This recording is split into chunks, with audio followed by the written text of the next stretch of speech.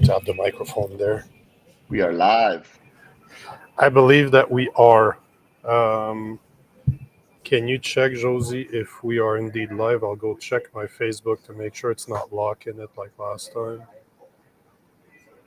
Yeah, I'm gonna go to my side too. It still locks it. I don't know why it does that.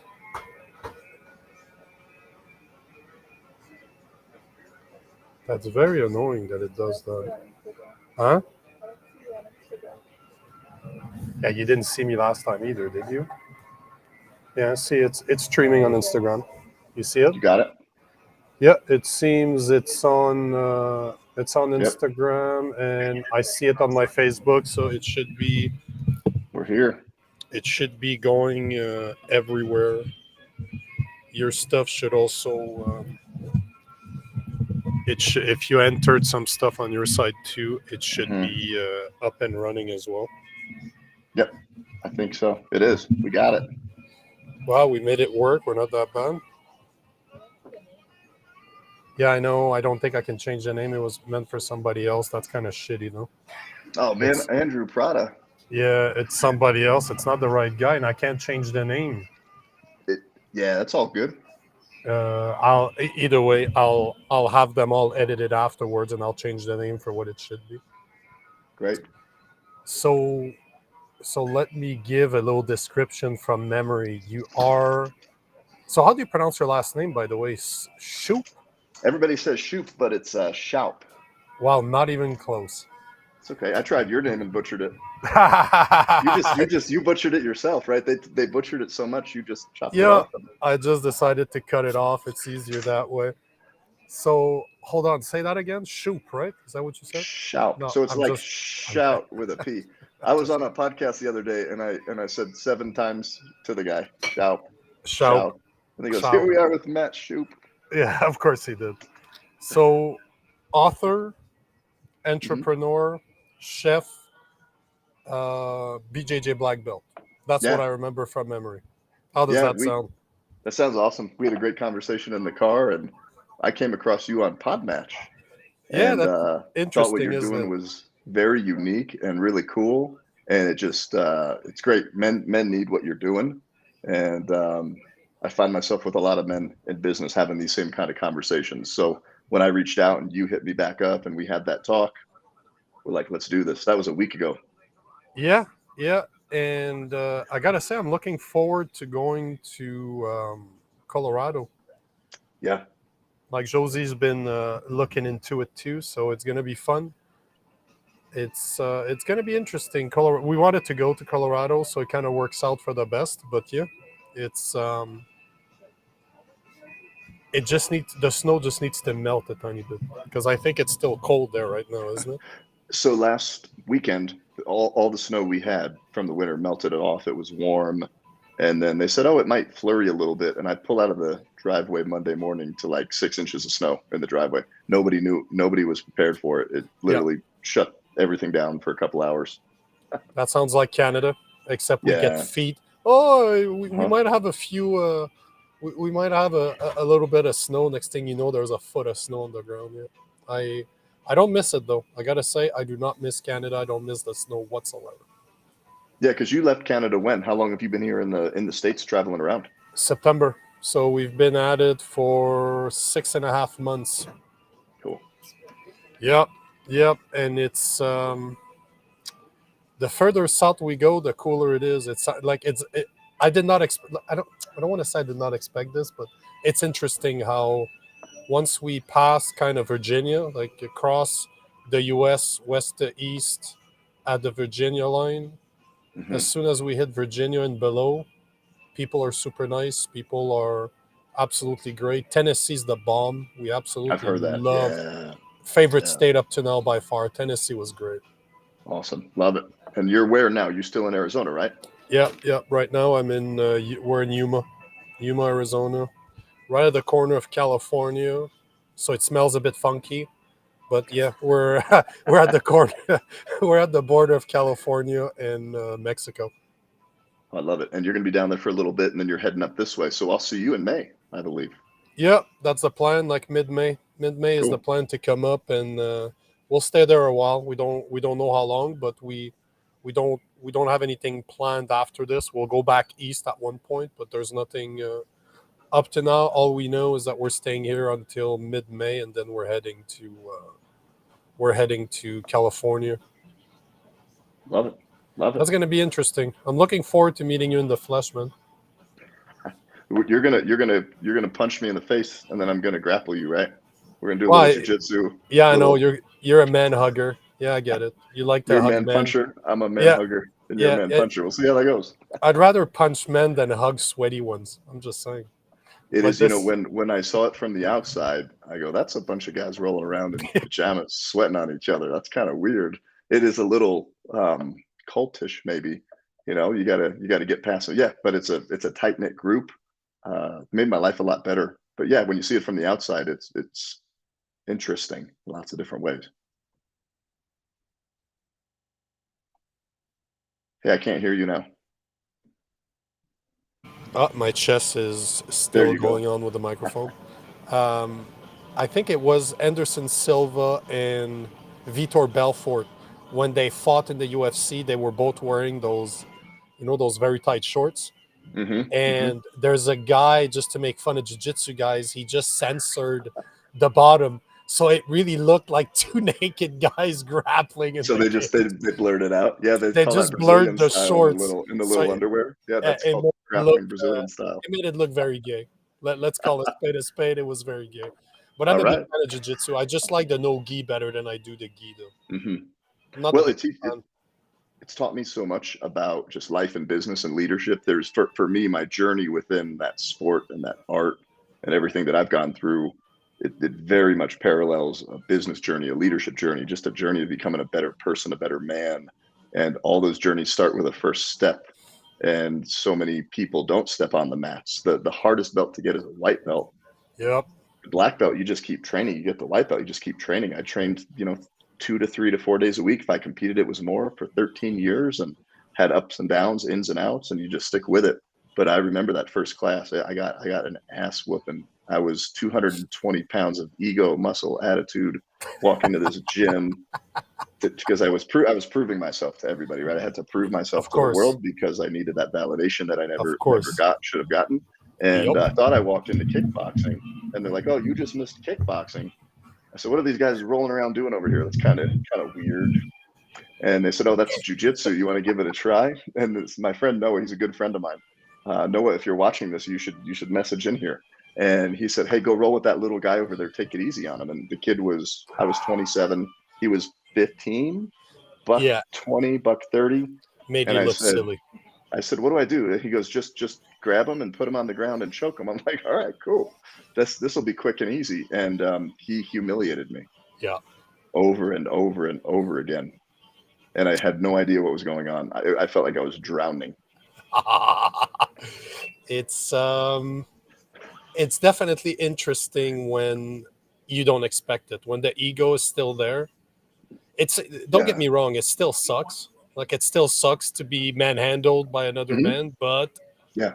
it's not as bad. It definitely you get used to it. Yeah. I think every man in the world needs to get into physical confrontation. 100%. There's just a feeling. There's something that happens when somebody puts their hands on you Yep. and just puts you up against a wall to give you a stern talking to, or they're trying anything from, or they're trying to hurt you or kill you or assault somebody. You need to know what that feels like, and it tests a part of you. It brings out a part of you. It accesses a part of you that you can't really access otherwise. There's something about somebody trying to kick the crap out of you. And I was helpless. And I was filled with ego. Now I'm helpless. So that all combines. Now I get more angry. So what did I do? What do you do, right? Mm-hmm. Like to put that formula together, I just get pissed and I get red in the face and I drive faster, harder. And the kid's like, "This is exactly what I knew you were going to do." And Noah knew it too. We Of see it course. when the big guys come in here. We don't try to humiliate them. We meet them where they're at. We have a different style and approach of how we introduce them to the art. The gym I trained at was like, "Here's where you are in the totem pole, and we're going to kick your ass, and you're at the very bottom." We'll let And you you had to know work what your, you yeah, are. Yeah. yeah, yeah. And It was a great awakening. It was what I needed at the time. I don't know that I would have stayed with jujitsu if I was introduced to it that way today, but I also am in a different place where I would have received jujitsu in a different way today, teach it in a different way. But there is for certain people, because I remember I was kind of a meathead when I started, like in my first few years of Muay Thai, and we used to, I don't want to say make fun, but if there was a guy that came in that was trying to be rough, I Hmm. was one of the guys that the instructor would send, hey, go spar with that guy. Go Yeah. teach Hmm. him. Go teach him to be polite. Yeah. Hmm. And there's Because you, lots of ways to do it. You can say, hey, slow it down, chill out a little bit, and then they don't, and then you've got to chill them out, yeah. or they get it, and they'll get it when they get it. Yeah, but there's lots of different ways to But I do that. like the low kicks. I've always been a massive fan of low kicks. People Okay. don't understand how much that hurts. Like if you've never been low kicked 3, 4 times in the exact same spot, you don't know what it feels like not to be able to walk, and it's humiliating. It's really humiliating when you Mhm. think about it, because everything else is Yeah. working fine, but you're just padding, padding, padding, padding. Uh-huh. So there's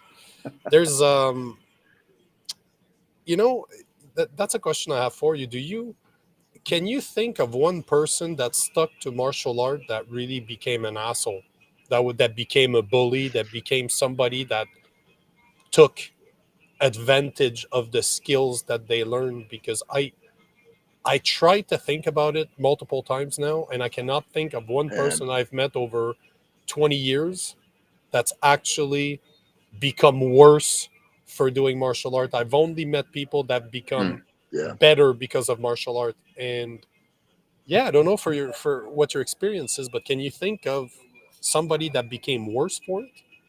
So when I got started, again, I was 27, and I was at just where I was at in my journey. I was a successful business guy at that point. I had a lot to prove, and I was training jujitsu at an MMA gym, and those guys were all super cool.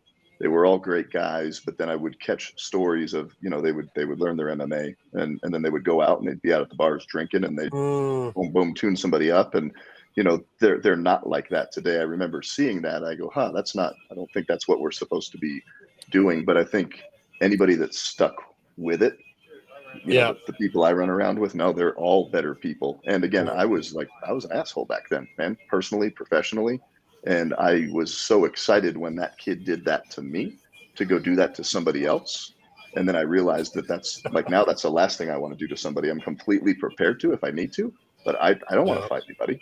I had an altercation last year in a gym, and there was nothing good that would have come from that. I was there with my son, and he said, "Are we going to do something about this?" I'm like, "This isn't the fight to have. It makes zero sense on paper." I said, "Let him do his thing," and it was What fine. happened? What happened, Yeah. if you don't mind me So, asking? oh, I love it. So my son Riley, he's 15. He's currently just as tall as me. You're going to meet him. He's about 165 pounds, and he started training when he was 4 or 5 years old. So So he's down. so He's so yeah. now he's the little asshole that chokes people out. That first show up to jiu-jitsu. So the guy Well, that choked you out is yeah. now your son. So the guy that choked me out was the nicest kid in the world, right? That I was the big asshole, and I came in Yep. there, and they're like, go show him what jujitsu is. So no, Riley's a sweet kid. He's very calm and quiet, and he's helpful, and he loves people. But I'll tell you a little bit about him. So he starts training at 4, 5. He competed a little bit. He competed at different times. He went through a phase where he was really competing. He was catching lots of submissions, and he's so confident now, and he doesn't show it. You'd never know he does jujitsu if you didn't ask him. And he just kind of hangs out and chills. We asked him the other night what he was fighting with his sister. And I said, "Would you leave her alone? Well, that's what siblings do." I said, "What would you do if somebody said that to your sister, or, you know, hit your sister, or grabbed your sister?" He goes, Choke him out. I do unspeakable things," is what he Yep. said. Yep. So yeah, he's great. He's down there right now. We're training right now down below us, and he's in there with the adults class, choking 250-pound ex Lo- bodybuilders, and it's I awesome. So what happened in that fight? Tell me. Well, not that fight, but what happened Yeah, last year? yeah. We were at a gym, so I've had the opportunity to apply and use jujitsu outside of the gym in situations to defend myself or somebody else, and Sure. at different belt levels, I could see my maturity within the art. I was a Mm, blue belt, which is a couple years in, and drunk guy in a pool in Mexico jumps out of a pool, goes after the family. and I dumped him on the concrete, and I was like, holy crap, that's not the max. And I really could have Nope. hurt that guy. Oh He got yes. dumped. He got dumped. And everybody, I was on YouTube, like they all had the cameras up, and it was what it was. But no, it's every time it's happened, I've been more mature, more reserved, patient. And I said, I haven't used it at black belt yet. So I'm a black belt. I'm working out at a 24-hour fitness with my son. This was, about a year and a half ago. This is while they were still wearing masks over there. And I walk in, there's a guy like 5'8", 5'9", 130 pounds, like really scrawny, just really drawn out, looked a little sick. And he had a string around his face with a little piece of plastic like this, right? And he's on a treadmill, the back row of the treadmills. I come to the front row of the treadmills, and he's huffing and puffing. So this little flap's going like this, and it caught my eye. It caught my attention, and I think this was like a fu to the masks, right? Here's his mask, and Yeah, it's yeah, doing nothing, right? So we walk in, and I notice it. So I notice it, and then I notice it again, and I jump on the treadmill, and Riley and I get started. He's been lifting weights about a year now, and we're just walking on the treadmill talking, and I just hear this. So I just turn back, and he glares at me, and I just turned. I didn't glare at him. I just did a double take, what's going. I'm trying to understand what's going on, and he says, I'm 220. I'm fairly strong looking, and I'm a big guy. And he says, "What the fuck are you looking at, you pussy?" Like, just starts cursing and screaming. And I was like, "Huh, okay." And I said, "What?" And he said, "I'm talking to you." "Yeah, I'm talking to you." And he just starts escalating and instigating. And I said, "I'm not looking at anything." I go, "You okay?" He's like, "Fuck you." And he's like, "And your son, your little boy too," or something like that. Like, and your little, and he just starts ripping in, and like, what's this guy's deal? And I look at Riley and like, hey, let's go lift weights. Let's just leave this guy. He's like, yeah, you bitches better walk on. I mean, it was, dude, it was everything. And I like, okay. And Riley said, what are we gonna do? And he's like, that's right, walk on, bitch, all this stuff, and just swelling up and posturing up. And I said, it's no big deal, Riley. There's nothing good. What am I gonna go beat up a 120-pound dude? He looks sick. He looks like he's on drugs. I don't know what's wrong with him. And it's just words. And then we watch him go around the gym, and he's walking up to other kids, young kids, just getting in their face. And at that point, I'm like, at what point is this our fight to step into, to get into? Are we good really in man. danger? But I did say, I go, listen, I do take that as a threat. He's threatening other people.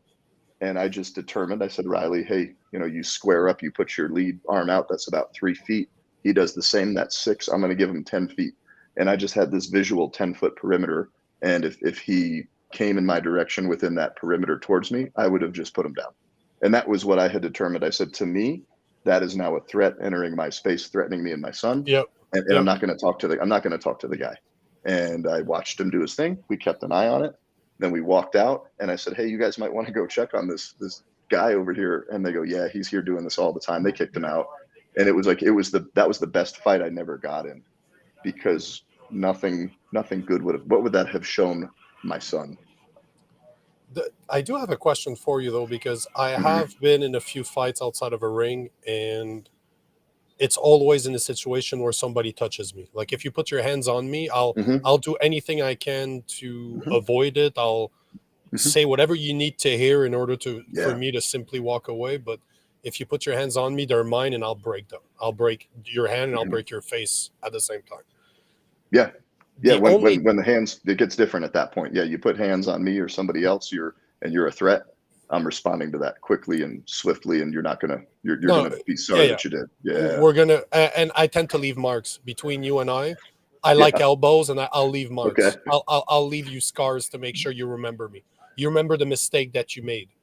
Um, I've but made that mistake. I got my earlobe ripped off because I mouthed off to 4 guys in downtown Denver. I was 19, 18, 19. I was drunk with the college painting group that I worked with, and there was 20 of us and 4 of them, and it looked like 4 of you guys, from a distance. And they said something, and we said something back, and I'm like, why don't you uh, guys uh, come on over here and fight us? yeah, And they and of started course, running. They yeah. charged 20 of us, right? And they got really big as they got closer. And then 20 of us became 2 of us. And I'm sitting here, I'm drunk. I know this was what I did back in college. And I'm standing there ready to go. And they beat me all up and down the bus stop. And yeah, I walked into an IHOP with shirt ripped off, bleeding everywhere. Just what the heck happened to this guy? So I learned my lesson. Yeah, Yeah, I've been there. many I times. I know how that feels. But the question I was going to ask you though is, a few years back, I was at a party, and I'm a bigger guy. I'm like 205 pounds. I'm muscular. I'm covered in tats. I have a certain image, right? Hmm. And there's this guy I was with. I didn't know the guy. I met him there, but he was a guy that did motocross. Crazy guy. Like he loved to do backflips and stuff like that. And he got injured. Like his leg was broken, and Hmm. it was broken from one of those accidents. So we're just shooting the shit. Super nice guy. But there's this asshole that's really drunk, right? He's walking around, he's following women to the bathroom like it's in a house Yeah. party. Hmm. Hmm. And at one point, he starts mounting out to that guy, like to the guy that I was with. And the guy did nothing to initiate the Yeah. threat. Like he did nothing. He was just super chill. I don't even think he was drinking. He was just a very cool dude. Hmm. But in that situation, I knew that guy couldn't fight. Like I knew for a fact that guy was not a fighter, was not somebody that he could defend. Yeah. He basically cowered. Like I could see his posture cowered. But I got the guy in an arm lock, like in a Muay Thai arm lock from the side, and I escorted him out. Like I used to work Hmm. as a bouncer, so I have thrown people out that way many times before. So I just wrapped him, threw him out, and then as I threw him out, sorry, he tried to attack me. I elbowed him, and the fight was done. But I took Hmm. it upon myself because, you know, martial arts is great to defend yourself, but as a man, I believe that it is my duty to protect my loved ones. This is first and foremost. But I also Yes. take it even further than that. As a good man, I do believe that I need to help people that cannot defend themselves. If there's a Yeah. situation where I need to help and I know that I have the skills to do it, yes, there might be consequences to those actions, but I don't know that I could live with my conscience Hmm. knowing that I didn't do anything. So I know I would do something, even though it might be very stupid of me for helping. But you were talking about how the guy was at the gym and he was harassing other people. At Hmm. one point, do you establish the line to say, you know what, maybe he doesn't have the, because I stood up to him and I wasn't scared of him, he leaves me Hmm. alone, because bullies are cowards. As soon as you They stand up are. to a Yeah. bully, they will just sit back down. Yeah. They But will. to which point do you intervene if you see somebody like that that's Yeah. harassing other people? What's your hard limit, like as an instructor? Where do you Hmm. say, okay, you know what, no, too much, I can't, Yeah. I need to do something Yeah. about this? No, it's a great question. I'm glad you asked. In that particular scenario, we're watching him and he's going up and he's doing the same thing, and people are just confused, right? Because you look at this guy. He's harmless. He's a little. He's not going to do anything to anybody, and he's walking up to people. So Yeah, I okay. work on a security team at our church, and Yeah, because of that, I'm always walking into every situation. Where are the exits? And everybody I look at, are they a threat? yeah, That's just how I'm wired because I'm in that space. And it was comical and confusing, not threatening. So I'm yeah, watching this, but I said, okay, I've established though that even though it's comical and confusing, that you said F this, you pussy, I'm gonna fight you, whatever. Okay, you got 10 feet with me. And I'm yeah. watching them over around there, but I did not feel that anybody was in any kind of Okay. physical danger. And if there is, like, I will be the first one to intervene. And for me, that comes from because I got bullied and nobody stood up for Mm. me, right? And Yep. that comes from a place of something for you from you as well. And we exist. I know my existence statement and my values. Our academy exists to improve and protect the lives of others in our community. And that's from a deep sense of purpose and pain for Hmm. me. So yeah, I'm a high justice guy. I'm a very high direct, very justice driven person. But that's also you got to understand that superpower can also be that kryptonite, right? So I step in and intervene in situations where I don't need to because I get overridden emotionally by, well, that's not right. He shouldn't be doing this. Okay, but Yeah, slow down, just so slow down. So on paper, you might say, why aren't you defending? This kid doesn't need to be defended. This little 120-pound yeah. rat is just making me laugh. Um, until the second I'm not laughing anymore, and then he's going to be finished. He's not a So threat. So you really no. look at the situation as if you believe there's a threat or not. So if Hmm. if I understand you correctly, if there's a threat, you will Take take it action. upon yourself Hmm. to do something about it. Yeah, yeah. And I've intervened at times. I was over in Spain. I lived in Spain, spent a lot of time there, And I can share a story where I intervened for the right reason, but then put my family in danger because of that intervention. And looking back on that, but I did what I did with the information I had. Yeah. And when I then received new information, I said, okay, we need to leave because we're now in danger. And I said, if I would have had that information, I would have just let it go on. But it was a really interesting scenario. So you have to make the decisions based on the information that you have and everything, especially that if you're going to get into physical hands-on with somebody. So you do need to consider that as well. Or maybe you're protecting somebody but putting somebody else in danger. And I will overreact and respond many times. And I just know that about my personality. That's one of the things I do in business. I coach and teach this stuff. And I'm just very self-aware of it. My wife laughs at me, makes fun of me. She's like, this isn't your fight right now. This isn't your problem. Just walk away. It's it's hard. I have that problem too. It's hard on it's not an ego thing. I don't see it as I need to prove myself, but I see it in a way where it's twofolds. It's one, either that person is a danger and needs to be stopped right now, or else he's gonna do. He's looking for it right now. He's gonna Mhm. find somebody, and Yeah. chances are that somebody is not gonna be able to defend Mhm. themselves. So might as well be me. I Yes. know that I can Mhm. easily take that guy. Mhm. I'll take it upon myself to deal with him so that tonight he's done. Whatever the reason he's going on that bender tonight, it, Mhm. you can tell if a guy is always like that or if the guy is just, it's his night, he's drunk, whatever it is. You're Yeah. Yeah. normally able to read the situation. But there's situations where I do believe that there's people that do a lot of bad things because they've never been stopped, because Yes. people just let them do it. And a really good example, I posted a reaction video maybe a month ago where it was this girl that let a guy in her building gym. So she has a gym in the condo that she lives in. It's Uh-huh. dark outside, so it's probably like for sure that it's in the evening. Uh-huh. Yeah, I And think I saw this. she lets her in and blah blah blah. And turns out he tries to rape her, but the girl somehow survival skills takes him to the ground. Yeah, I think I know which video you're talking about. The Yeah. girl has no Mhm. experience. Like, it looks like Mhm. she actually knows what she's doing, but she didn't. But Yeah. turns out that that same night, that guy, like, she ran away, she left. But that same night, that guy got caught trying to rape another woman. Mhm. Yeah. So, I remember I've been married before, like years and years ago, and my Yeah. ex-wife was a world champion karate. Like, she's been in karate her whole life. She knows how to defend herself. Yeah. And that happened to her once. There's a guy that tried to attack her in a parking lot, Mhm. and she gave him an elbow. She ran to the car. She left, and she calls me up. She's crying and blah blah. I'm like, okay, so what did you do to the guy? I'm not worried for her. Like, even Mhm. though she's 115 pounds soaking wet, I am not worried about her. You're gonna have to Yeah. be quite the person to take her on, and you're Mhm. not. If you have that much training, you're not attacking her. So I'm not. You know what I'm saying? Like, most guys Yeah. that attack Well, are not trained.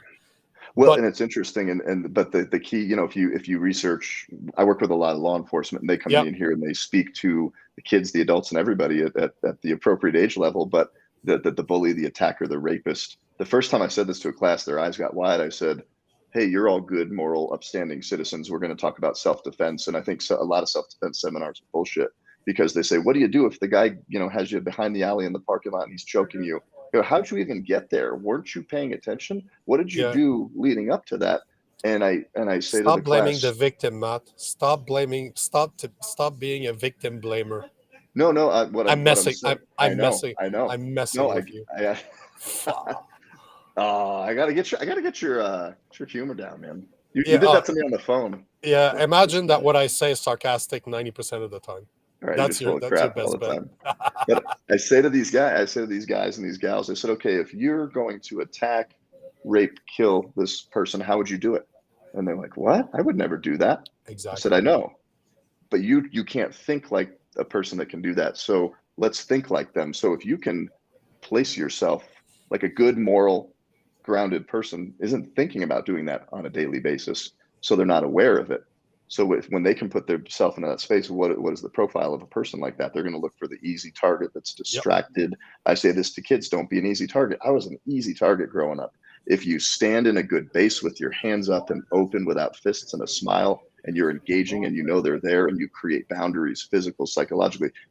We do this every class with the kids over and over and over and over. And this girl comes up to me today. She's trained here 3 months. She was very quiet, very shy. And she just told me this right before I came up here to meet with you. She goes, "Hey, we were playing a game at church, and it was a game of we put stickers on our back, and people had to come grab the stickers off the back, and we had to not let that happen." And she goes, "And I based and I did a little frame. I just stopped everybody." She stopped everybody. And I was like, "Dude, that's awesome." And she was so proud. Just that basic stuff. And you can really change that pretty easily. So many people just don't know that. Do you in a situation where you would have one of your students getting bullied at, let's say, at school? There's a bully that's Yeah. always picking up, picking up, picking up. You're framing, they're doing what you're telling them to do, but they're assholes out there, right? There's some people that will Hmm. keep on pushing and pushing and pushing until they hit a wall. Yeah. Hmm. What happens in a situation where you have a child that's being bullied, that knows how to defend themselves, that Hmm. takes it, and one day they say, you know what, I'm done, and they Yeah. actually defend themselves and hurt the other person to get them off of them? Yeah. Is that something that you would what would you say to a student? Let's say I'm a parent with Hmm. my boy, and that happens to him, and he turns out he's one of your students. Hmm. How do you react to that situation as a martial art instructor? I love the question, right? So old school New Jersey, where I grew up, and no, like I was born in the early '80s, grew up in Jersey till I was 10. If you said the wrong thing to the wrong person, you got hit. I Mhm. remember picking on a girl. Her mom came in. She grabbed me. The teacher let this mom grab me, pull me into the little back cubby room. She threw me up against a wall. And she Yeah, said, "If you ever say these things," and I said some really nasty, bad things to her daughter. She said, yeah. "If you ever say these things, I'm going to come down and her dad's going to come down and whoop your ass. And if your mom and dad want to talk about it, this is what happened." Yeah, And you know what I said to that girl after that? nothing. "Hello, how are you? I'm so sorry." And I need Exactly. that, right. But today You can't say in that anymore. 2023, you can't do that. So what I would say, and I'm very careful about, we talk about in jujitsu, when is it okay to hit somebody? When is it okay to strike somebody? Children, based on this framework I give you, when is it okay to strike somebody? And I let them tell me. And I say, "Parents, what do you think?" Because I don't stand up and say, "If a bully messes with you long enough, break his nose." Yeah, yeah, yeah. I don't. What now? Old school New Jersey, Matt. I when I talk shit to those guys, four guys ripped my ear off, broke my hand, and I didn't do that anymore. So there's that. But I do. I openly talk about it, and I say, whatever you do at the school, if anything gets physical, anything, no matter who started it, they're going to kick both of you out. And Yeah. that's just what just about every school does. And I say, listen, jujitsu's so cool, right? Because it's a martial art in which you can use little by little, right? It's boiling the frog 1 degree at a time in water. Muay Thai, right? It goes from, hey, you need to leave the bar, elbow to the face, you split the guy open, you're 0 to broken orbital socket in Yeah, a millisecond, right? yeah, And that's effective. So jujitsu is like, hey, can you stop? Okay, we're not going to stop. Can you create some distance? No. Okay, we're not going to talk anymore. Okay, you're getting too close. Stop. Stop. Okay, now your hands are on me. Let me just do this and turn it a little bit. Do you still want to do this? And you can react that way. So there's times though when you need to strike. And I'll share that my daughter is a student here. She's 12. She started training about 4 or 5, and we have this joke around the house. I said, she said it first though, and it's stuck. It's a family motto. I go, hey, what do you do if a boy messes with you? Kick him in the nuts. nice. She'll kick you in the nuts. And I go, great. So I get a call from the school. She's in first grade on the bus. A kid keeps turning around and messing with her, and he's messing with her, and he's saying things, and he's saying things. She said, "Stop, stop, stop." He put hands on her, and she cracked him in the face. She open handed right across his face and spun him back around, and the tears started flowing. And he sat down and told the bus driver, told the school. And then the school calls me, and I said, "Yeah, yeah, great. Okay, well, you need to come pick her up and talk to her." I'm like, "Cool. So let's go get ice cream. Tell me what happened." And I said, "Great for standing up for yourself." And I had no issue with that. Yeah. She used her words. She followed the protocols, and she decided I'm going to hit him. And we talked to the parents. We knew the parents, and she hit him, and he's been polite to her ever since. Never did it again. And it's every year I get a call from school in first, second, third. It stopped about fourth grade because I think people figured it out. It was either a boy or a girl that started getting physical, and she did a cow hand, an arm lock, and a face slap in those scenarios. And the school said, "Hey, the school doesn't allow this," but the principal says, "Listen, dad to dad, you're good." And this is how it should be, because there's Yeah. you can't teach your kids to defend themselves and then when they defend themselves be mad at them. Like if you Hmm. taught them the Yeah. difference, if you taught them what it is their limit, like this is the limits, and wherever you fall into that limit, it's up to you as an individual Hmm. to choose, do you weight more or do you weight less, but you're still within what we taught you. They Hmm. should, you know what, I would go as far as they should almost be rewarded. Like in my, Yeah. like in my, because you did exactly what we told you, you did what you needed to do. So not only are you telling me that you're listening, you're paying attention, you're doing what you need to do, but Yeah. my style of teaching works as well. So it's like a, it's a win-win-win solution. Hmm. And to me, they need to be rewarded for doing it, for doing what they were supposed to do. Well, It's a it's a life lesson that they're teaching somebody. yeah. It's a beautiful life lesson. And it's positive reinforcement. You just look at basic psychology, right? And you're Hmm. saying, "Hey, good job," and there's they'll pick it up consciously and subconsciously. But what's the school say? Hey, it's okay for this boy to turn around on the bus and say things to you, and then Yep. put his hands on you, and Yep. you defended based on the information you had, the framework you've been given, and you made a decision, and it went physical, and you're in trouble now. So, what does that teach a female about when a male crosses a boundary with her that she Hmm. can't stand up for herself? Yep. Because you know what? Because a girl is too. Um, so let me back up a second. There's a gentleman named Chris Bruno. He has a restoration project. He's a faith-based, Christian-based counselor, and then he runs a nonprofit that builds up men and restores relationships between men and their children. And they do father daughter, father son backpacking. I'm going to Kenya with my son, Africa, this July on this trip. So the reason I share his name is they talk about the tenets of a boy going to a man in this book, Man Maker Project, and it's all Jesus based, biblically based. For girls, they biblically based talk about that girls need to grow up to be fierce and lovely. I agree with Like that. lovely, right? Is they're sweet and they're kind and they're caring and they're loving, but then they are going to take a stand and they're going to stand up for themselves. And if a girl does that too much, she's considered, if she's too fierce, she's a bitch, right? And if we're too protective and provisional as men, we're considered toxic Hmm. or right. And this is what's being passed around. And again, we look at through the framework of say, what does the Bible say? And it's what does whoever say. Everybody has their own framework, but she was fierce, and I'm like, you're fierce and lovely. She turned right back around and she's like, "Hey, I love this little baby over here, and but I'll smack a boy in the face." And I think that's amazing. Standing for your, I, most of the things that I do is for men, but I still Yeah, believe that martial art is a must. No matter yeah, if there's something that taught me about myself, is if there's a perfect representation of life, yeah. is martial art.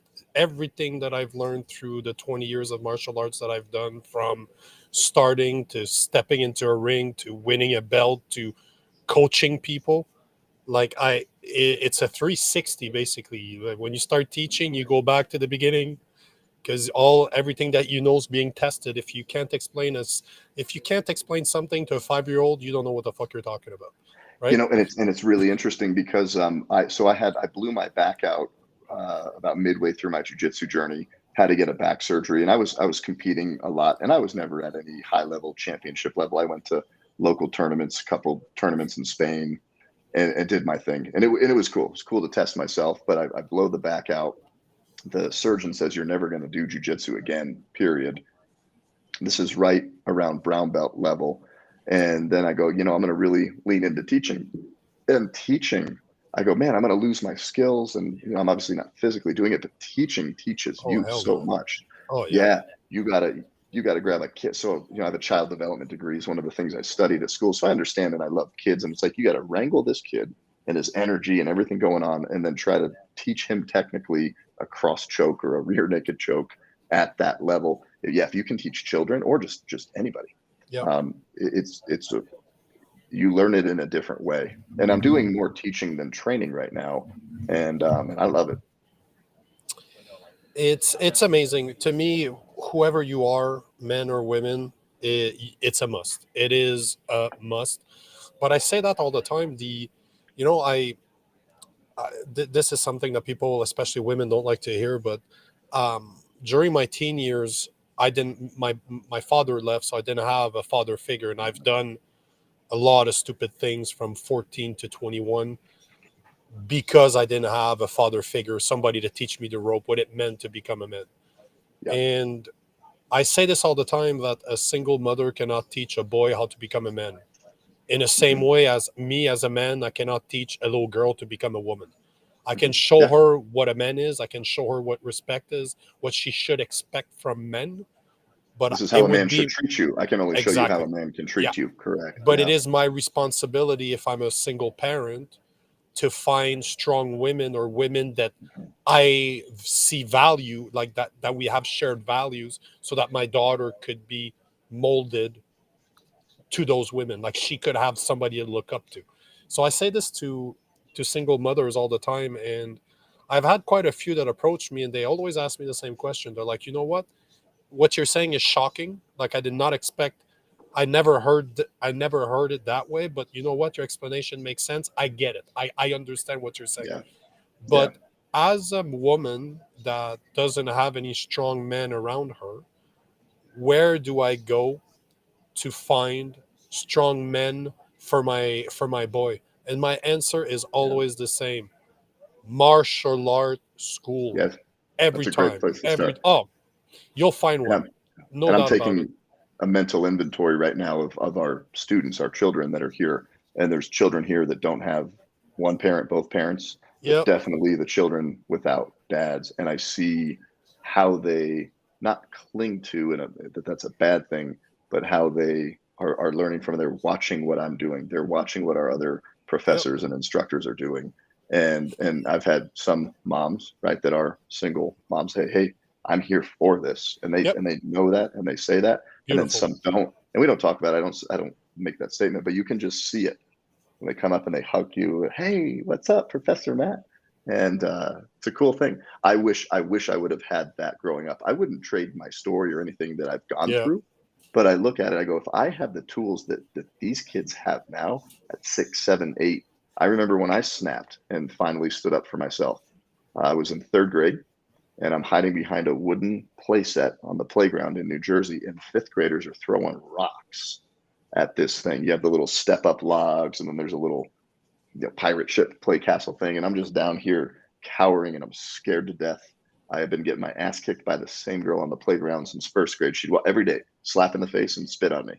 And I it's fight, flight, freeze, and it was a combination of freeze or flight, and then they chase me down and do the same thing. So I'm sitting there and just everything, man, just boils up, and I'm like, I'm done with this, and I pick up a rock and I circle around, and I didn't aim, right? I didn't ready aim fire. I just hurled one, hurled another, just started hurling rocks. And then, right, we hear this boom, the rock hits, kid drops to the ground, split his face up, yep. split him open, dozens of stitches, almost lost so much blood. This is a third grader and a fifth grader, but a fifth grader to a third grader, that's a giant. That is like, you know what I mean? Like Yep. you're a two, like that's like Brock Lesnar comes up to you like like It, two Brock Lesnar's put together, and he's just throwing that's a rocks big at you. guy. Yeah. Yeah, and boom, and that's what I did. That's how I reacted and responded. Those are two different things that we can talk about too. But like I didn't have any other tools, and I could have killed that kid. And looking back, so I'm writing a children's book. I'm working on a children's book. I don't know when it's going to come out. I'm not putting any time frame on it. Just a passion project. And I was writing the parents' guide for it. And I didn't realize in that story, I remember it happened. I remember, yeah, I hit a kid with a rock, gave him some stitches, but I was writing, I was taking myself back to relive that experience. Yeah. And I just started crying and weeping and everything. And I'm like, holy cow. And it was cool. It was like I got to go back and tell little Matt, hey man, you're going to grow up one day and you're going to be here writing about this. And you've helped tons of kids. And it's healing. Like when you can get really self-aware. But wait, men don't do that. You can't cry. You can't talk about crying. It's bullshit, you know, like just what society tells us a real man is or isn't. But back to the point of, I get to share this with these kids. There was a lot of different things I could have done with this, the face smacks and the spitting, and then how did I get hidden behind a wooden playset, cowering, and kids are throwing rocks at me, and I didn't have the tools. It's amazing because I wrote my first book too, and I'm writing my second one right now, and it's amazing where it takes you. When you Yeah, start going writing's through amazing. you Yeah, start going through, you're by yourself going through your thoughts and you're putting your story into it, and you're like, holy shit, I forgot that. I haven't thought about yeah. this in so long. You're just Hmm. sitting there and you're like, isn't it amazing though when you Yeah. reminisce about all the things that you've done and you put them on paper?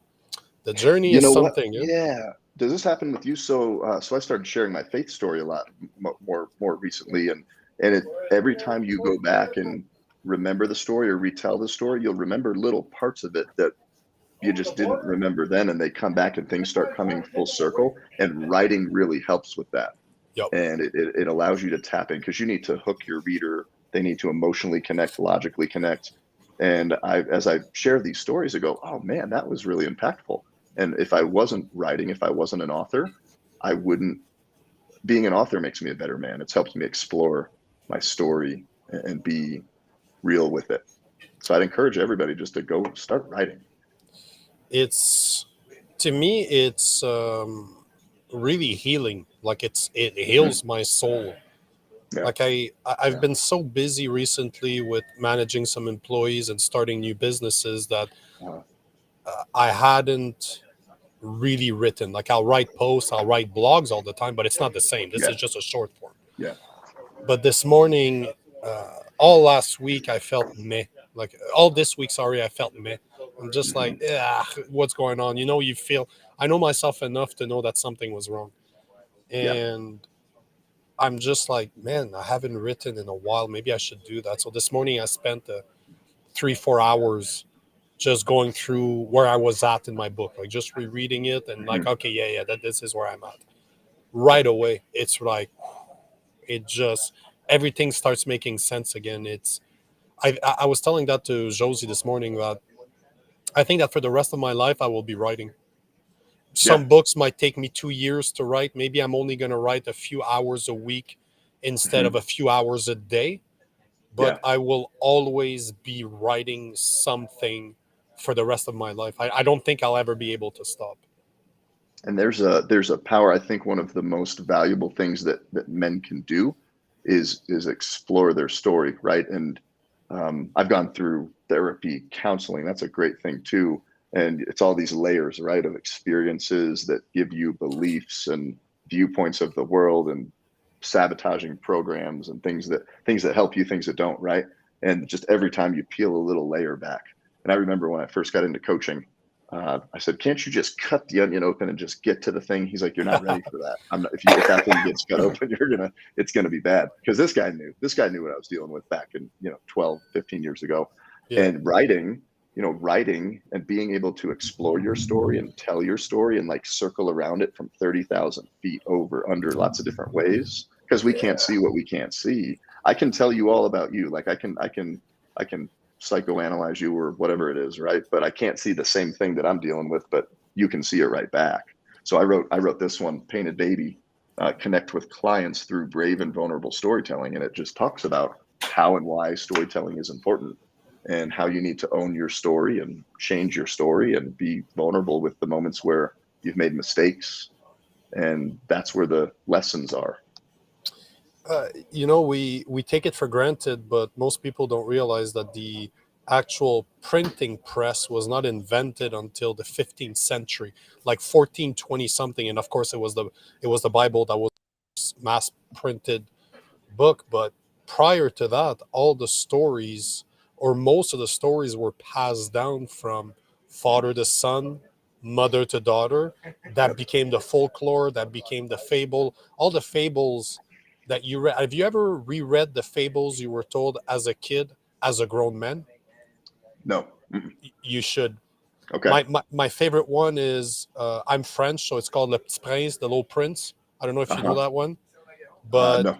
this is what it's literally a little prince that lives alone on his own planet. He has a flower and a couple of volcanoes, but that's it. He's basically alone, and one day he decides to leave, and he Huh. starts exploring. He travels from planet to planet, and one day ends up on Earth where he talks about the author, like he talks with the author, and it's the Hmm. relationship that they have. But as a child, you're being told this story, and it's just about how don't let your imagination die. Don't become an adult. You know the old saying that says that do you grow old? Do you stop playing because you grow old, or do you grow old because you stop playing? So Hmm. if you look at the story, that's basically what they talk about. Like the guy does a drawing at the beginning of the story, and he gives it to the other guy, and nobody knows what it is. But then one of the guys says it. Oh yeah, of course, it's an elephant in a bag. How the fuck would you recognize an elephant in a bag from a? But see, but this is the point. So it's just it's interesting how when you're a kid you see it a certain way. It's just Yeah. you don't Yeah. necessarily understand what's going through the author. What's the author Hmm. trying to tell the Yeah. reader? But it's amazing. Like I really recommend that you look at the fables that you were read as a child Okay. and No, look I'm at going to them do that. as an Yeah. adult and try to understand what are they actually trying to say. It's And it's really beautiful. fun. I'll sit with the kids. We'll be watching a family movie, and I love those movies where they're appropriate for the kids at Hmm. whatever age level, whatever you deem to be appropriate. But you learn just as much, Yeah, parents do, as the kids do. And yeah, and I think your filters change, your experience changes, and it's cool to look back. And it's always good to go revisit a story that you're like, no, I got that figured out. I told it. This is what happened. It's like go back to it again now that you know this, and now that you have this. And it's always changing and evolving. there's my favorite book is The Alchemist by Paulo Coelho. I've Mhm. read it probably 4 times up to now, and every year or so I reread it and I reread it because it's really about. You've read it? Have you read The I have Alchemist by not Paulo? read that one. I've heard about it a bunch, but I have not. You should. Very easy. Like you sit down, you'll run through that in a few hours. It's Yeah. 120 page, super easy to read. But every time I've read that book, something else comes out of it. I'm like, holy shit, I never thought about this. Just because you give it a year or two between the time you read it, and it's amazing how the same story can be reread by the same person at different times in their life and have a completely different meaning. It's Yeah. amazing. Yeah. It's absolutely amazing. The power of words,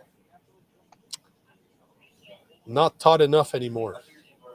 No, and Definitely not and taught enough anymore. and we're doing this. We're texting, Yeah, and we yeah. can't communicate. I spoke at a middle school. I actually recently spoke at a middle school and then a college campus at a career day, just talking to these kiddos and young adults about what I do, and it was really interesting. It was a very mixed bag. I mean, there's a 13-year-old kid in the front row that runs a business, and I'm talking about business and profit and loss and all the components of business, and he's telling me how that applies to the business he's running. And then you go two seats over, and I say, "Hello, how are you?" "Hi." Can't Like, talk to you. and the facilitator of the class, "Hey, what's your biggest piece of advice?" I'm like, "Well, to this class is speak clearly and confidently, Yeah. and and loudly so I can hear you." Just, just that. Yeah. We're doing the texting and emojis. You could emoji. You could do the emoji thing. What would you say is one of the most important skills that a young man should learn Self outside of awareness. protect, like outside of knowing how to defend himself, obviously? But Self awareness. what do you mean by that? Understanding who you are.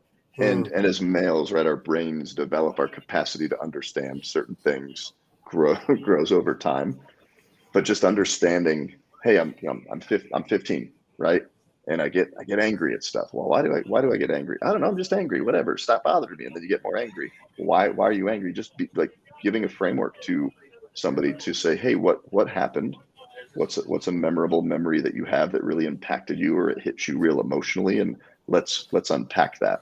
And as adults, the successful business people, successful whatever people that I meet in any field or trade or anything, they are very self-aware, very self-aware of where they're good, where they're building people up. Like I know where I'm great at leadership and business. I launch rocket ships. That's what I do in business. I have an idea, I launch it, I get everybody behind it.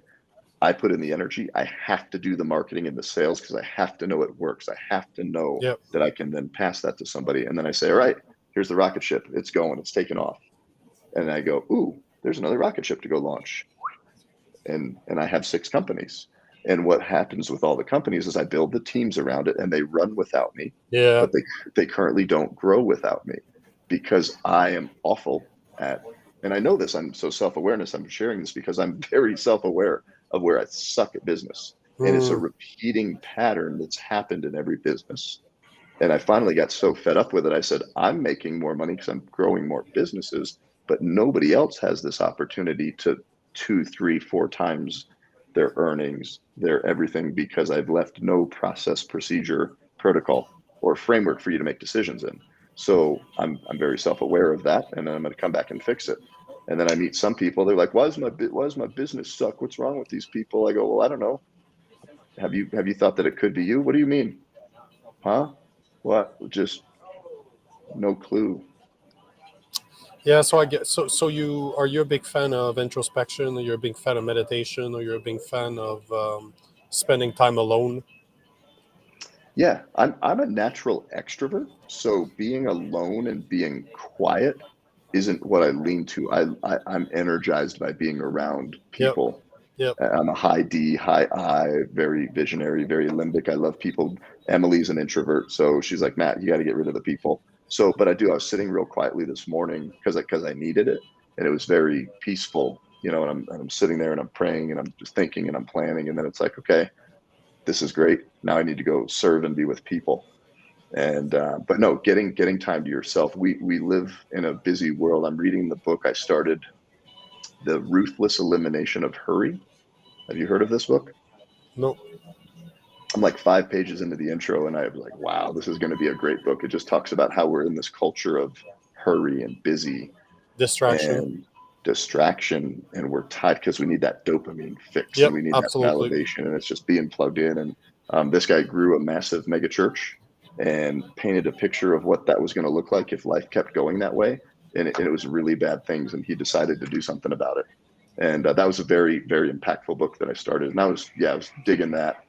But I love being with people, and I would say if you're an introvert and you're a hermit, it's also important to go get out and be with people too. We need to be connected as humans to other humans. When's the last time you spent like 2 weeks by yourself? By myself. So when I let's see, I go to Spain every year, and I hiked the Camino back in 2019 with a group of students, and I spent a week by myself prior to that, just sitting and relaxing and revisioning. I love the idea of a painted picture and a vision, and painting out a picture of the future. But I do have a hard time doing that. I've never spent 2 weeks totally by myself without people. Because I can tell you that the thing that really changed my life, I'm an extrovert too. I'm very similar to you. I recharge by being around people. And Hmm. Hmm. I'm a natural gatherer. I'm normally like, I recorded a live here exactly where I am right now last week. By the time we were done, we were unplugging our stuff. There were 10 guys who were all sitting in a circle because they heard the conversation. Like they heard my side of what I'm saying, obviously, because Hmm. it's open. But yeah, so I'm a natural gatherer. So I'm meant to be around people. Yep. But before we left on this trip, I had moved to an investment house that I have in the middle of nowhere. And when COVID hit in Canada, there were restrictions all over the Yeah. place, and I'm Yeah. not vaccinated, so I wasn't allowed to do anything anymore. Right. I Yeah. no restaurants, no gym, no martial arts, no nothing, because I wasn't responsible enough as per the government. But I said, you know what? Okay, so since everything is going to move online, all my meetings as a sales engineer, everything was moving to Zoom, to Teams. So I was like, you know what? I'll move to my house in the middle of nowhere. I'll get rid of my place in the city. And I just moved. And I was there for 2.5 years. And I would say the first year and a half, I was by myself. I was there with my Wow. two dogs, and I built myself a gym, and I really just spent time by myself. Yeah. How And was that? How was that for you being the extrovert? Because that sounds really great. And every time I do that and think about that, mhm, I'll get a certain amount of time in, and then I'm like, hey, you want to go grab coffee? yeah, Like, that's just got to be around it, people. Yeah. I can tell you that it was the most painful thing I've ever done. It was the Hmm. scariest thing I've ever done. But at the same time, it was the most freeing thing I've ever done too, because now I value my time alone.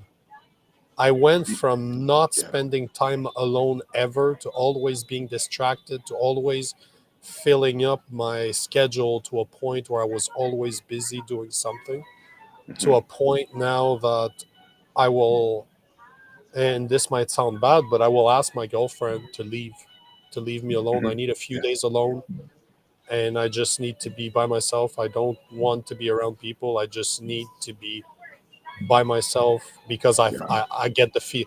I'm very aware of, as you were saying, I'm very self aware. I know what I'm good at. I Mhm. know my faults, and sometimes there's a calling. There's something that calls me. It's like it's time for you to be alone. So I'll do Yeah. I everything I like that. can to make it happen. But it is the most freeing thing. If you're an extrovert, it's definitely something you need to try. It sucks. It's hard. It's Hmm. painful because you don't have a choice. You're with yourself. So all the things you avoid to deal with normally, they're gonna creep up on you, and you won't Yeah. have the possibility to avoid them anymore.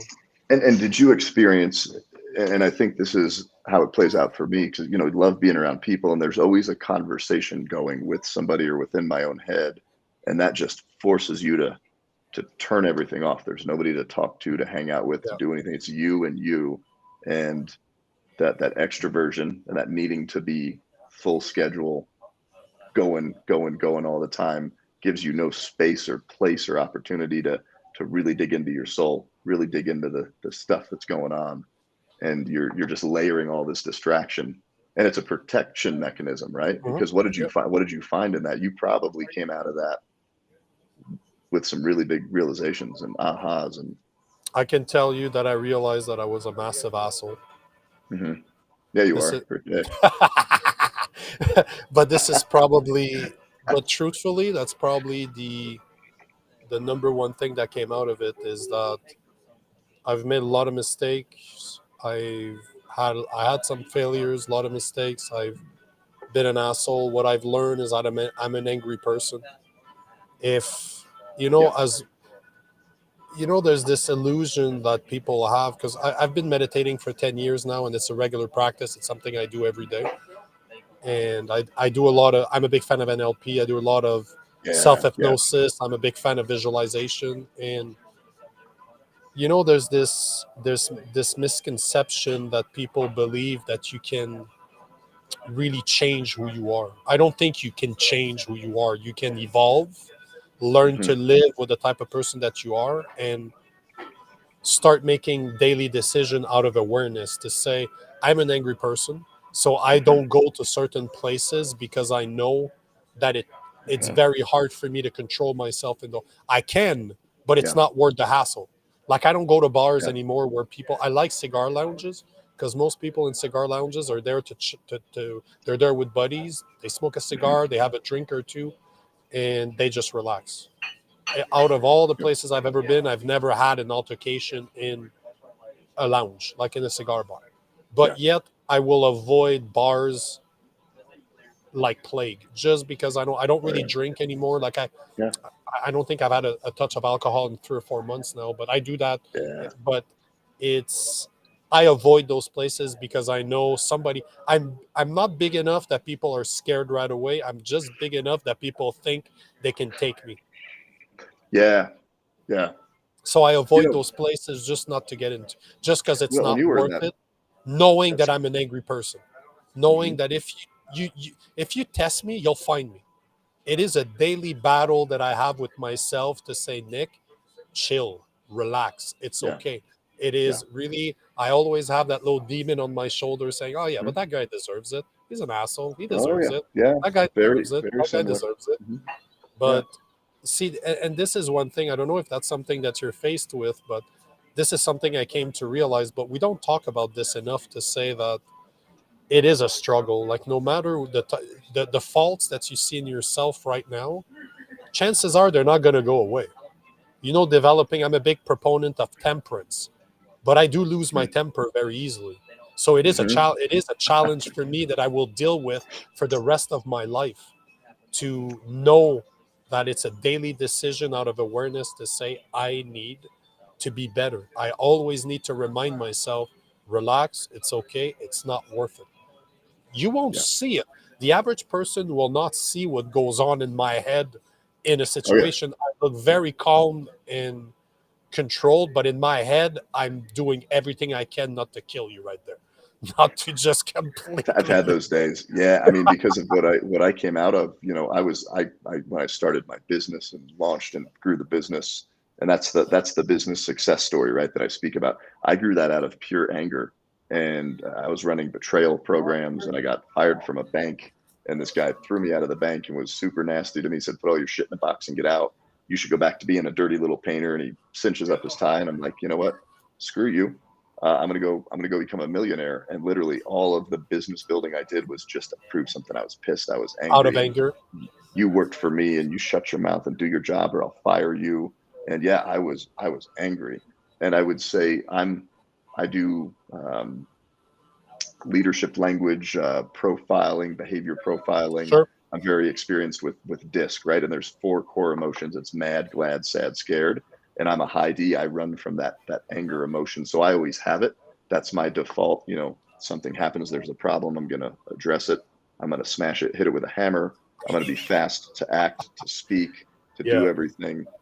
But I have been able to evaluate how quick I get angry and what I get angry about. I still lose my cool, Yeah. but I don't lose it as often.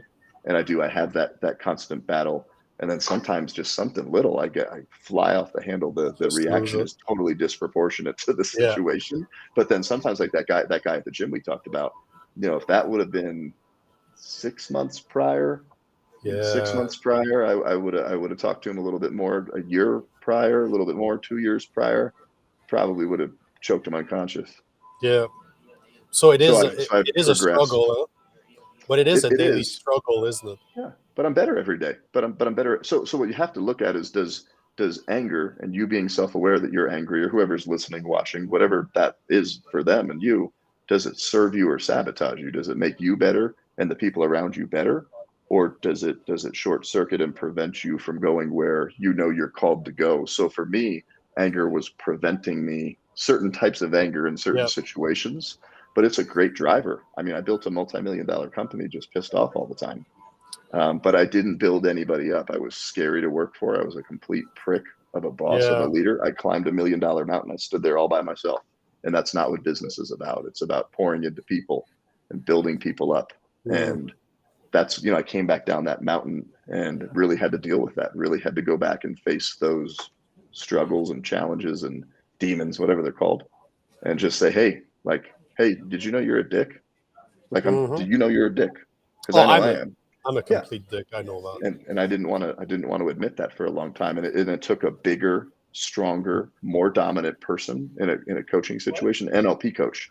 He's like, dude, he broke me down and everything. And he's like, I see exactly what's going on with you. Hmm. And nobody's going to tell you except me. So go figure this out, or you're going to wreck your marriage, your life, your Yeah. everything. So, It's I don't know if it's if I should say I have an anger problem. I think I mostly have. I'm a very aggressive person.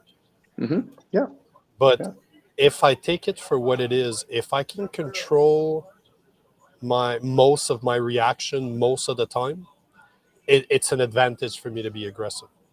hmm It is yeah. because it's such a driver. And it's My your wiring. It's your wiring. You got to lean into it, right? You're Of the course, Incredible Hulk, and when you need to smash through a absolutely. wall, they're going to call on you. Yep. may not finesse things very well, or and that's Nope. right. You're like the extroverted Incredible Hulk, right? Yeah. But then it's like, hey, Unfortunately. can Yeah. you come do some data and some details, and you're going to break the spreadsheet, man. You're going to put the wrong money in the wrong bank, Yeah. and that's how I am. We're very wired. It would be interesting to compare our profiles on that. Um, yeah, but this is so you asked the question, what's important for men, young men, self-awareness, understanding all of these things that make you tick, your personality style, just tools of self-awareness. And then evaluating through these tools and these lenses how you can make life better. And then figure out why you're here. Why are you called? What are you called to do? Why are you here on this planet? And in What's your school, they purpose? well, in school they say, "What do you want to be?" But that is they're asking you, "What do you want to do as a profession?" And what you do is not who Yeah. you are. And No. they don't ask you ever in school, "Who are you? No. What do you stand for? No. What will you fight for?" They just say, "Go to school, sit down, shut up, do what we tell you, pass the test, build a resume, get a job, go work for somebody." Or you say, "I'm not going to do that. I'm going to be a business owner," which is what I did. But in business, they said, here's the KPIs, here's the processes, protocols, sales, marketing, delivery, collection, administrative, build, right? Not, they go, Matt, this coach says, who are you? I said, I'm an entrepreneur. No, no, no, no, that's what you do. Who are you? And I was speechless. It is. It is one of those existential questions that most people never ask themselves. And this is Mhm. what the time that I spent alone gave me is Yeah. the answers to those questions to a point where now I know what I'm doing and I don't question it. Like I don't have a Hmm. question as to what my purpose is and what I'm supposed to be doing. It's pure Yeah. instincts and I follow them on a daily basis. I never question my instincts. If there's something's Yeah. telling me to do something, I just do it. And this is why my aggressive nature is so helpful in those situations because I can Yeah. bull rush through things that most people would become paralyzed to say, "Oh, what am Hmm. I do?" I'm just like, you know what? Fuck it. There Let's might go. not be Yeah. a path. Let me make one. Hmm. I'll make one. So to me, once it's great because self awareness. I agree with you 100%. I know when to use my creativity. I know which time it works. I know which time I have to go to the gym so that I can relax my body so that my brain is clear. Like it's you have to know who you are, what you are especially, Yeah. and Yeah. develop your whole pattern, your way of operating around your pattern, around Hmm. how you're Hmm. wired because you're not going to change the way you're wired. You might No, no. it's not going to show to people as much because you'll be more tempered, you'll be more controlled. Hmm. But deep down, the way you make a decision is the way you make a decision. That's Hmm. never going to change. I don't care what people say. If Yeah. somebody tells me No. that they changed the way they took decision, I will show you a liar. They're liars. You don't change And that. what's interesting, and I always look at everything, and I like to take things and put them into tangible, say, frameworks or layers. But I say, you start with that why. Why do you exist? So I exist to inspire and ignite others to own and live their life and their story with excellence. Sure. Because you get one book to write, and you need to be excellent, and that all comes from lots of different evaluations of my story. And then, like, that's why I'm here. And then, well, who do I do that for? I find myself in the business space with a lot of men that have gone through trauma and haven't figured their shit out. Their business isn't growing, or it's failing, or they can't figure it out. They've done all the business stuff, but they keep coming back to the same thing. And Mm, then I take them to that space. And then you have to understand what you value. So for me, it's fight, faith, family, action, accountability, giving, gratitude, love, service, excellence, kindness. yep. So my existence, my values, and now I know how I'm wired. I'm a hard driving, rocket ship launching, right? Use the analogies or whatever. And now I'm faced with the decision, and I'm a protector. I am protective. If I love you and I got your back and somebody messes with you, that's gonna be a bad decision. And I'm very protective, right? Because I wasn't protected. Like, that's a value I have, and I'm Mm, very justice driven. So with all of that being said, when the like the scenario at the gym, right? I filtered that whole scenario of, do I go say something to the guy, put hands on the guy? And as I run that filter, it doesn't totally fit the purpose, and it doesn't drive that forward for the people that I serve. And it was my son at that point that I was most concerned about in terms of what he observed. And I don't know too many men. I was asked that question. If you asked me that question about what I just shared, I didn't know what the hell any of that stuff was. I would think you were crazy. And how many men can clearly state those things and Mm. use that to make decisions, right? Because there's choices and decisions, and those are different. You continue to make choices between a couple of things, but then when you decide, that's this permanent, hey, this is the way it's going to be, this is the way it's going to go based on all these choices. And yeah, and it's always a journey and it's always a struggle. And yeah, I lost my shit the other night over something stupid, and I said, hey, this isn't me. I just totally stepped out of who I was. It's getting emotionally hijacked is what I call it. Your computer gets zapped Mhm. with a lightning bolt of emotion, and it fries and freaks out, and you do something totally outside of yourself. And if you have the balls to admit it, that's what makes you better. And if you don't, you need to figure out why. And that's just being vulnerable. You we've been going for about an hour and 15 minutes, so We have. yeah, I'm gonna wrap it. But you said No, I something. got it too. Yeah, because I got my wife saying, "Hey, where are you at? What are you doing? Get home for None of your dinner." business, woman. I'm busy. Um, just what I was going to say is you said something that I'm a big fan of gratefulness. So I'll let you on this. We'll finish on this. Give me something that you're grateful for. That I get to wake up every day and continue to share my story with people whose lives it can impact. I'm just so thankful for that, because the people that did that for me, how it changed my life, I want to give that to so many people. And I just am so lucky I get to do that every day. Like, I'm so honored. I am wrecked. I woke up at 2:45 this morning, go to my Instagram, and I've been running hard and I'm tired right now. I got a headache. I need some Advil, but and I know this, but there's somebody watching this that needs to hear this right now.